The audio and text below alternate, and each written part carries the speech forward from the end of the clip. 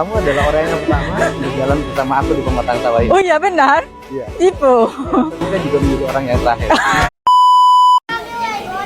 Oh iya, Lego nanti di sini ada. Malaysia lah. Di Malaysia ada. Semua ada. Gede banget. Di Malaysia ada gede. Semuanya ada. Semuanya boleh nggak katanya? Boleh. Boleh katanya.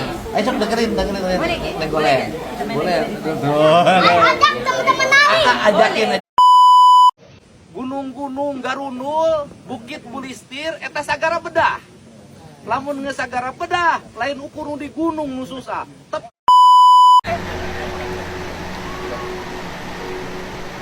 Sudah ramai di Malaysia. Kan sudah ramai di Malaysia. Iya. Sudah ramai.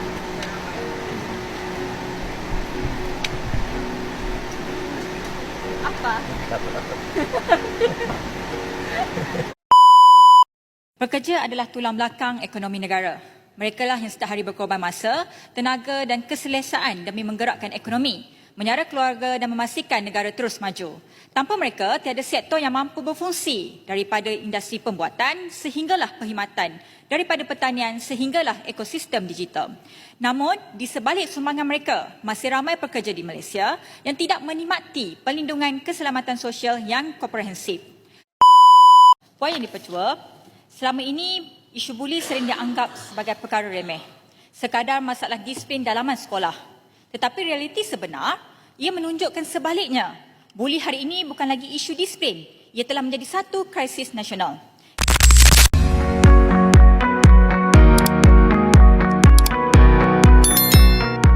Gunung-gunung Garunul, Bukit Bulistir, eta sagara bedah.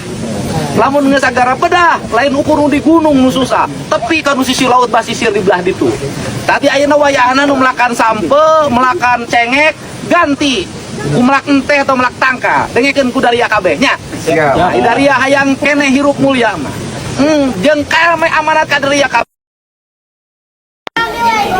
Oh iya, Lego nanti di sini ada. Malaysia lah. Di Malaysia ada. Semua ada. Gede banget.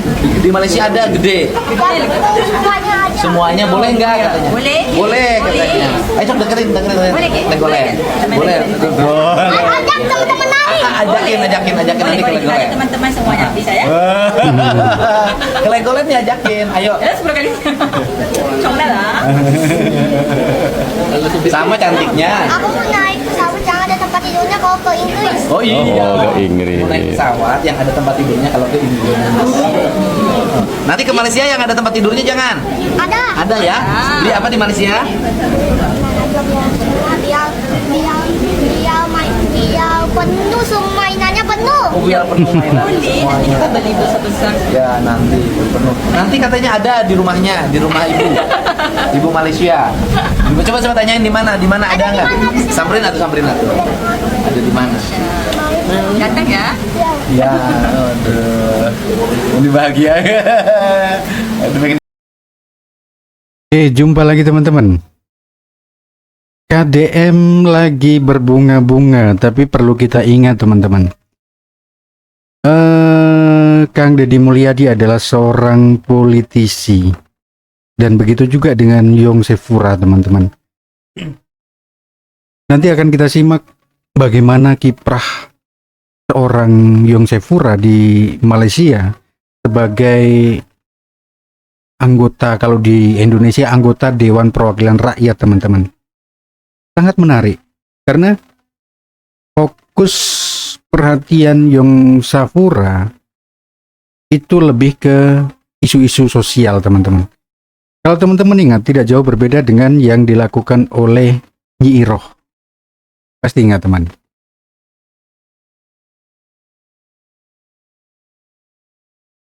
Kamu adalah orang yang pertama berjalan bersama aku di pematang sawah ini. Oh iya benar? Iya. Tipu. Kita juga menjadi orang yang terakhir.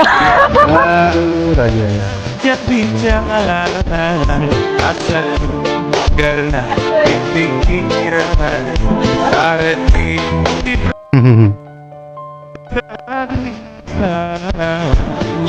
cinta dengan bening dari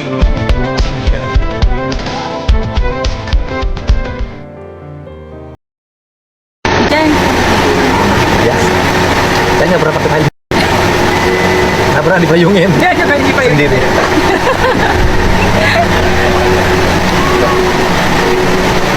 Sudah ramai di Malaysia.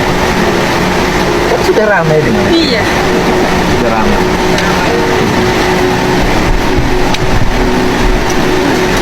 Apa?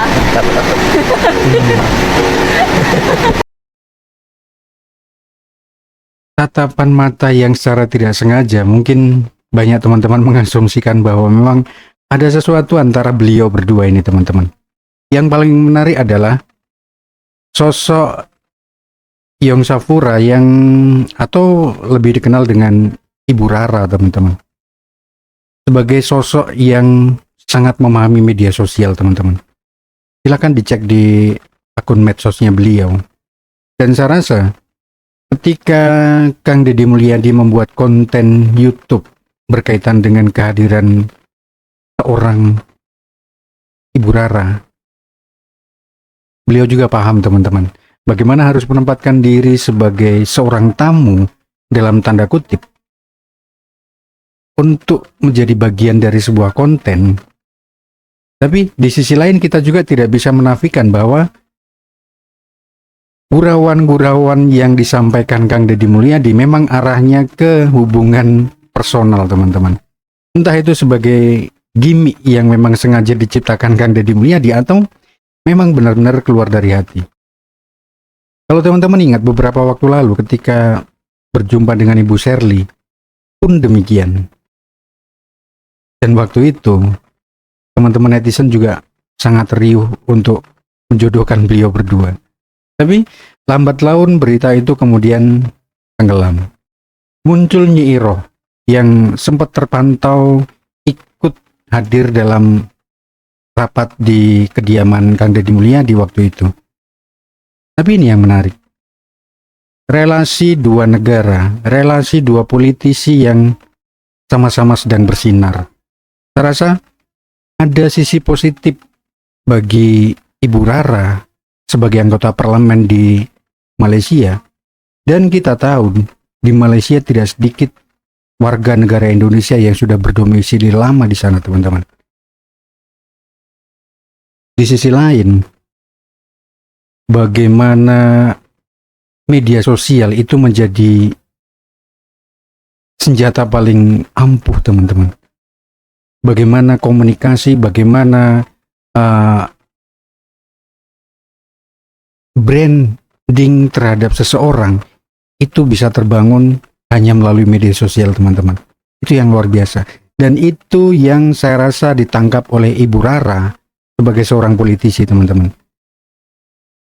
Kapasitas beliau sebagai seorang anggota parlemen saya rasa tidak perlu lagi dipertanyakan. Nanti kita lihat dulu bagaimana sih kiprahnya di parlemen Malaysia teman-teman.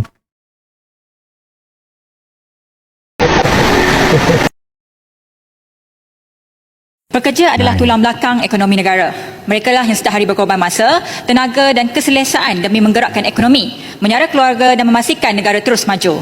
Tanpa mereka, tiada sektor yang mampu berfungsi, daripada industri pembuatan sehinggalah perkhidmatan, daripada pertanian sehinggalah ekosistem digital. Namun, di sebalik sumbangan mereka, masih ramai pekerja di Malaysia yang tidak menikmati perlindungan keselamatan sosial yang komprehensif. Sudah tiba dan sampai masanya kita melangkaui sistem yang lama yang hanya melindungi apabila kemalangan berlaku dalam masa dan akibat pekerjaan.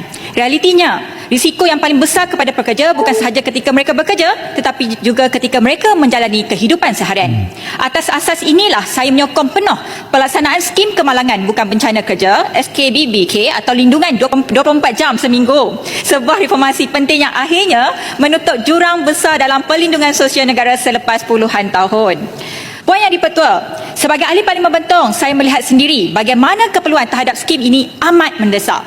Bentong bukan sekadar daerah pinggir bandar, ia mencerminkan wajah sebenar struktur tenaga kerja negara, iaitu kawasan Bentong ini adalah kawasan bandar dan luar bandar, kawasan tradisi, felda dan generasi peneroka baru, perniagaan mikro dan keluarga, pekerja sendiri dan pekerja sambilan, malah golongan BIM 40 dengan pendapatan tidak tetap. Mereka juga bekerja dalam sektor tidak formal, termasuklah peniaga kecil, pasar malam, pasar pagi, pekebun kecil, pemandu persendirian, pekerja kontrak harian, pembantu perniagaan keluarga, rider sambilan serta mereka yang melakukan lebih dari satu kerja untuk menampung kos hari hidup.